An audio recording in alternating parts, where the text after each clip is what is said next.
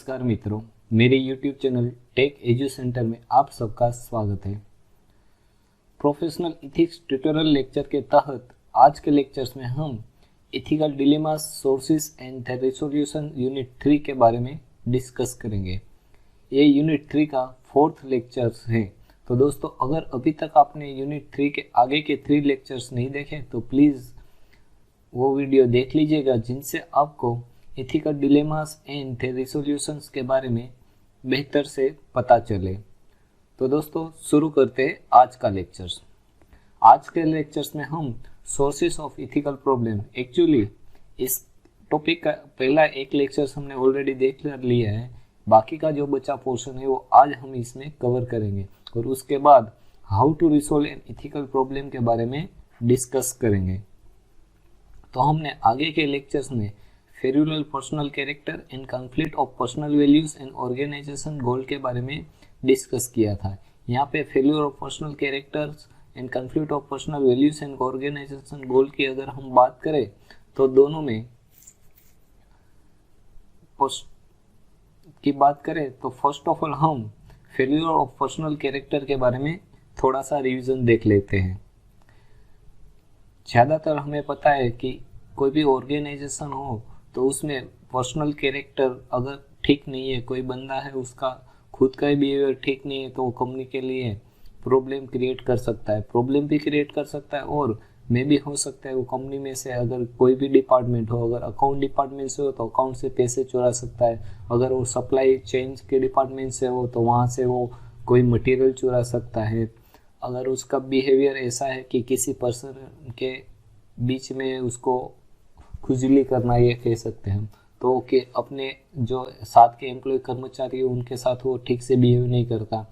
और ये personal character की वजह से हम देख सकते हैं कि इथिकल डिलेमास ऑर्गेनाइजेशन के तहत तो ये पर्सनल कैरेक्टर की वजह से हम देख सकते हैं कि इथिकल डिलेमास की प्रॉब्लम हो सकती है। अब अगर इसकी रिजोल्यूशन की बात करें तो अब इसके लिए वैसे देखा जाए तो कोई कंपनी भी दोषी नहीं है। क्यों? क्योंकि कंपनी का जो HR डिपार्टमेंट होता है वो उसकी क्वालिफिकेशन और उसके जो एक्सपीरियंस है उसके बेस पे उसका रिक्रूटमेंट करता है, ना कि उसके पर्सनल कैरेक्टर के बेस पे।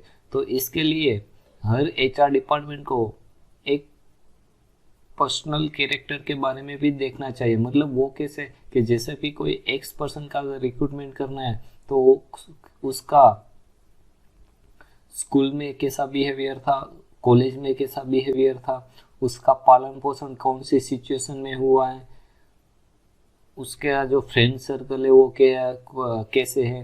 तो ये सारा अगर बैकग्राउंड देख के कोई भी पर्सन का रिक्रूटमेंट करे तो हो सकता है कि इथिकल डिलेमास को रिड्यूस किया जा सके। तो ये तो हो गया फेल्यूर ऑफ पर्सनल कैरेक्टर। ऐसे ही personal values and organisation goal की बात करें तो यहाँ पे हमने एक एग्जांपल्स देखा था बेयर्स एजी का, जहाँ पे बेयर्स एजी कंपनी एक यूएस कंट्री में मेडिकेयर करके एक प्रोग्राम चल रहा था। तो उसकी तहत जो दवाएं देनी थी वो दवाई को रीलेबल करके सिप्रो कंपनी को दे रही थी और ज़्यादा मुनाफा कमा रही थी। तो उसका जो कर्मचारी है कुटोस, उसको ये लगा कि ये पर सही नहीं है। तो उसने अपने बॉस को एक लेटर लिखा कि आप जो रिलेबल करके सोल्ड कर रहे हो उनकी वजह से कंपनी को तो भारी फायदा हो रहा है लेकिन सोसाइटी को नुकसान हो रहा है। ठीक है, तो उसका किसी ने रिप्लाई नहीं दिया। तो उसने क्या किया, किसी लॉ फर्म का संपर्क किया और उस लॉ फर्म ने उसका भी साथ दिया और उसने कंपनी के खिलाफ एक अर्जी दाखिल कर दी फूड एंड ड्रग्स डिपार्टमेंट में, जिनकी वजह से कंपनी को करीब $257 मिलियन का जुर्माना देना पड़ा। तो यहाँ पे कंपनी का गोल क्या था, मुनाफा कमाना, और उसका जो एम्प्लॉय था उसका गोल क्या था कि सोसाइटी को अच्छे से दवाई देना। तो यहाँ पे दोनों के गोल थे वो कॉन्फ्लिक्ट हो गए, जिनकी वजह से इथिकल डिलेमास कंपनी के एम्प्लॉय कुटोस में देखने को मिले और कंपनी को भारी नुकसान उठाना पड़ा। उसके बाद हमने organisational goals versus social values के बारे में भी डिस्कस किया था। यहाँ पे हमने ऑर्गेनाइजेशनल गोल्स की बात करें तो 1990 और अभी की जो फास्ट सिचुएशन, मतलब एक कोई भी कंपनी है उसमें जो ड्राफ्टिक चेंजेस आया उसकी बात की थी, क्योंकि कोई भी सोसाइटी हो उसमें आजकल हम ड्राफ्टिक चेंज देख रहे हैं। जैसे कि 1990 या 91 की बात करें तो तब बॉस को सर के बुलाना पड़ता था, उसका जो टाइमिंग शेड्यूल था वो फिक्स था। ये सारे आज भी हम देख सकते हो, लेकिन धीरे धीरे उसमें चेंजेस आ रहा है। और आजकल हम देख रहे हो आईटी कंपनीज की बात करें तो वहाँ पे टाइमिंग की कोई पाबंदी नहीं है। आप जितने आवर्स काम कर रहे हो उतने आवर्स, आपके लिए जितने आवर्स है उतने आवर्स आप काम कर दो, ठीक है। चाहे उसके लिए आप 9 बजे आओ या 10 बजे, अगर 9 बजे आओ तो आप अपने टाइम के हिसाब से 5 बजे चले जाओ, अगर 10 बजे आए हो तो आप 6 बजे चले जाओ। तो ये है, वहाँ पे भी मैनेजर को अपने नाम से बुलाने की परमिशन मिल जाती है। और जबकि 1991 में ये सब रूल्स थे कि वहाँ आपके जो मैनेजर हो, एग्जीक्यूटिव, उनको आपको सर कह के बुलाना, मतलब बॉस कह के बुलाना। तो ये सारी ग्राफ्टिक गोल्स, ऑर्गेनाइजेशन गोल और सोशल वैल्यूज में चेंजेस आए। तो अब अगर हम बात करें 1991 के रूल्स, अगर अभी किसी कंपनी के प्रीमाइसेस में हो तो एक वायोलेशंस के तौर पे देखा जा सकता है। उसके बाद हम अब आज के लेक्चर्स में personal belief versus organisational practice के बारे में डिस्कस करेंगे। In recent times, ethical dilemmas in organization arise when they employ multiracial and the multi-religions employ। मतलब यहाँ पे ये बात बताइए कि किसी भी ऑर्गेनाइजेशन में इथिकल डिलेमास तब देखा जा सकता है जब उसके जो एम्प्लॉय हो वो मल्टी रेशियल और मल्टी रिलीजन्स, मतलब अलग अलग धर्म समुदाय के एम्प्लॉय हो। Several organisations are accuse of racial discriminations and gender bias in the workplace and have been paying fines of billions of dollars और as out of court settlements. आजकल बहुत सारी ऑर्गेनाइजेशन में ऐसी पाया गया है कि जहाँ पे रेशियल डिस्क्रिमिनेशंस और जेंडर बायस, मतलब गर्ल्स और मेल के बीच में जो वर्क प्लेस हो उसमें बायस देखा जा सकता है, जिसकी वजह से आजकल बहुत सी कंपनियों को मिलियंस ऑफ डॉलर्स का और बिलियंस ऑफ डॉलर का भी जुर्माना भी हुआ है, और उसने ये मैटर्स बाहर भी आउट ऑफ कोर्ट भी सेटलमेंट्स की है। In the United state mega corporation like Boeing have paid huge payments for gender bias and the racial profiling. एक एग्जांपल दिया है यहाँ पे बोइंग कंपनी का। बोइंग कंपनी आप सबको पता ही है, जो फ्लाइट्स बनाती है, जिसके एयरक्राफ्ट आते हैं, तो उसने जेंडर बायस और रेशियल प्रोफाइलिंग की वजह से ह्यूज पेमेंट किया था। Infosys Technology paid its former employee Rekha Maxi-Watchis करीब 3 million in the compensation in an out-of-court settlement for aligned verbal sexual harassment, unwanted sexual advancement, and unlawful termination of employment against the company and Fanish Murthy, the highest-paid America-based executive of Infosys। यहाँ पे एक example दे रखा है Infosys company का। जो Infosys company है वो कहाँ की बात कर रही है, अमेरिका बेस्ड जो एग्जीक्यूटिव था उसका, इन्फोसिस का, फेनिस मूर्ति, उसके खिलाफ उसने सेक्सुअल हैरेसमेंट, सेक्सुअल मतलब यहाँ पे वर्बल सेक्सुअल हैरेसमेंट की और अनवांटेड सेक्सुअल एडवांसमेंट और अनलॉफुल टर्मिनेशन ऑफ एम्प्लॉयमेंट, और उसका टर्मिनेशन कर दिया था, जिसकी वजह से उसने उसके जो एग्जीक्यूटिव थे उसके खिलाफ अपील दाखिल कर दी और उसका compensation, out of court compensation की बात कर रहे हैं, सेटलमेंट, जो कि करीब $3 मिलियन उसको चुकाना पड़ा था। In India too there have been instances when company run by a majority community organized religious functions in their premises in which persons belonging to other faiths are made not only to contribute towards expenses but also take part in the religious rituals। यहाँ पे India में हमें पता है कि हमारे जो बहुत सारे धर्म के लोग रहते हैं, और हर कंपनी में आप देखते हो कि हर धर्म के लोग रहते, तो अब हर धर्म के लोग तो वहाँ पे रहते हो, लेकिन वहाँ का जो फंक्शंस होता है वो ज़्यादातर उसके जो मेन बॉस होते हैं, एग्जीक्यूटिव होते हैं, उनके बेस पे वहाँ पे धर्म होते हैं। तो अब बाकी उसके लिए डोनेशन भी लिए जा लेते हैं, या आप मान सको दान लेते हैं, तो बाकी के जो एम्प्लॉय है उसको उसमें कंट्रीब्यूट करना पड़ता है। तो ये सारे इथिकल डिलेमास वहाँ पे भी पैदा करते हैं। Throughout this issue have not been brought out openly because of possible repercussion. They do add to the seeming discontent of the minority. वैसे मैंने कहा, जैसे यहाँ पे हमने देखा कि जो अलग धर्म के और माइनॉरिटी धर्म के रिलीजन्स है उस प्रीमाइसिस कंपनी में, वो कोई अपोज तो नहीं करते ओपनली, लेकिन वो अंदरों ही अंदर डिस्कस फील करते कि हम माइनॉरिटी है, उसकी वजह से यहाँ पे ऐसा हो रहा है। Through the country has adopted secularism, there are clear signs in public offices showing that it is not put into the practice by a majority of officials. Secularism country है तो हमें ये सारी प्रैक्टिस नहीं करनी चाहिए, लेकिन आजकल ऐसे मेजोरिटी ऑफिस में ये सब हम देखते नहीं है। When people in power, be it in the public sector or private sector, show and display covertly or overtly their religious affiliations, it does send a wrong signal to all employees and to the public who have to frequent those office. Several ethical dilemmas may arise because of this. मतलब अगर आप private sector की बात करें और या public sector की बात करो, लेकिन उसका जो हाईएस्ट प्रायोरिटी ऑफिसर्स होते हैं वो अपने धर्म की बात छेड़ते ही है, जिनकी वजह से बाकी के जो एम्प्लॉयमेंट होते हैं उसकी रॉन्ग इफेक्ट उसमें होती है और इथिकल डिलेमास उनकी वजह से पैदा होता है। Last topic for this ethical dilemmas behavior is the last topic of the source of the ethical behaviors is।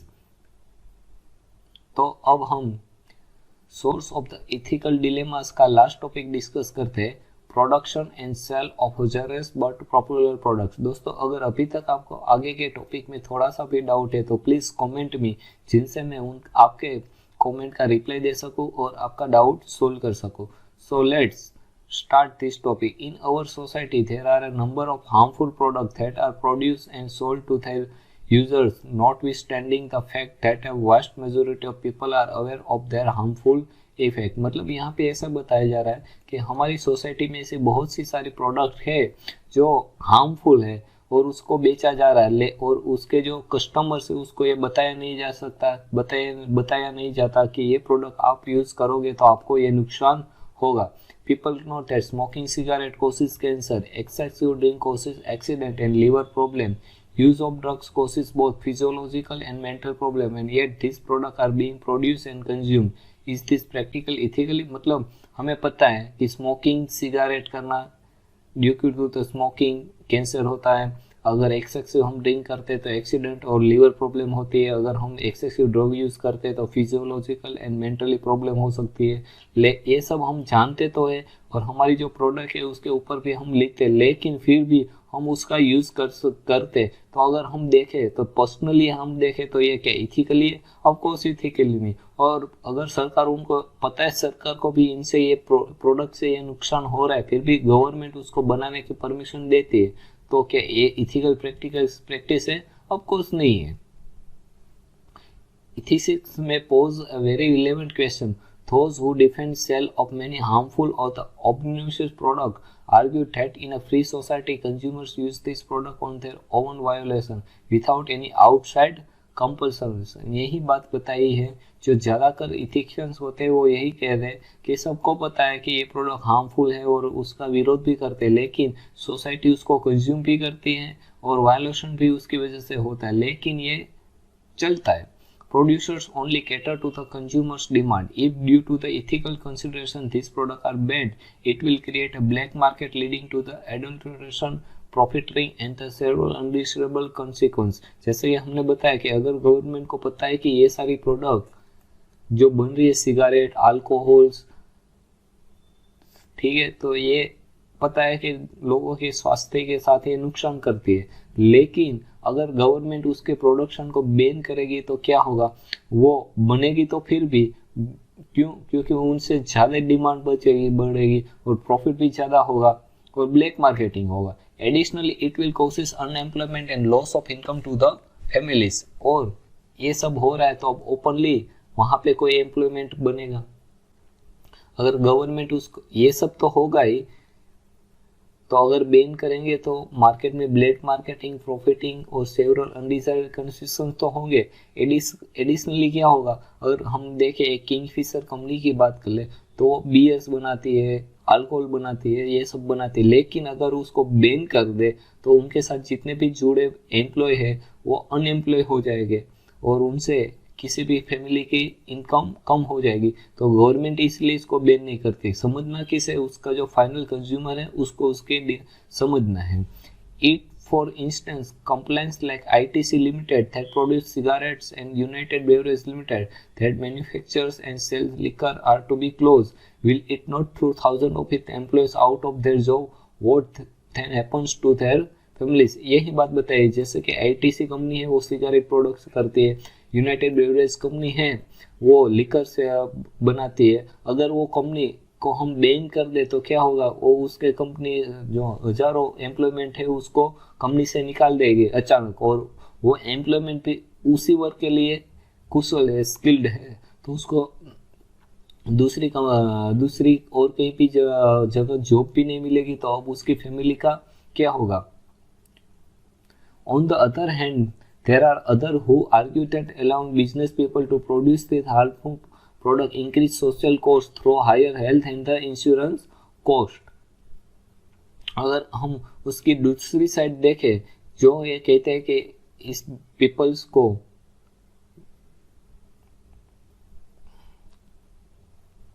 अगर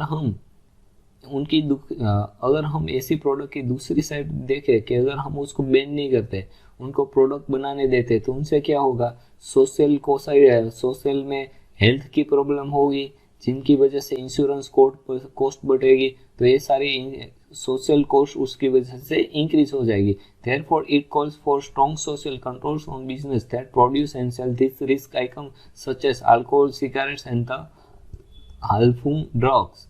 Where does the ethical burden lie when business sell product known to be actually or potentially harmful to society? A cigarette is a roll of tobacco, fire at one end and a fool at the other side. GBSO मतलब हमें पता है कि cigarette एक नुकसानकारक, फिर भी हम उसको स्टाइल से उसको जलाते हैं एक पेड़ और उनका धुआं निकालते हैं, तो क्या है, हम मूर्ख ही है ना। Cigarette causes a series of disease, lung cancer, heart disease, circulatory disorder, and yet companies like Philips Morris and ITC produce billions of cigarette sticks, sell them and make huge profit. Likewise, alcohol causes vehicular mishap, irreversible brain damage, kidney failure, accentuates heart problem and results in cirrhosis of liver। तो alcohol की वजह से ये सारे problem होते हैं, जैसे कि हमने सिगरेट की वजह से बनाए। स्टिल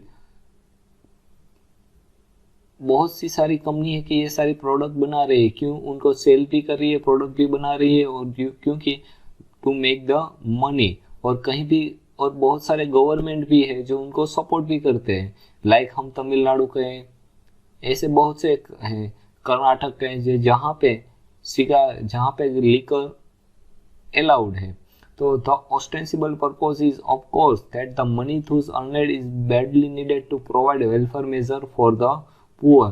तो आप ये सब बनाओ, उनसे कोई बात नहीं, लेकिन आप इन सब का जो प्रॉफिट हो रहा है उनका पुअर पीपल की वेलफेयरनेस के लिए यूज करो, ऐसा हो सकता है। But this reasoning does not seem to make any sense when it is known that it is mostly the recipients belonging to the very same poor family who waste their income and destroy their health through heavy drinking।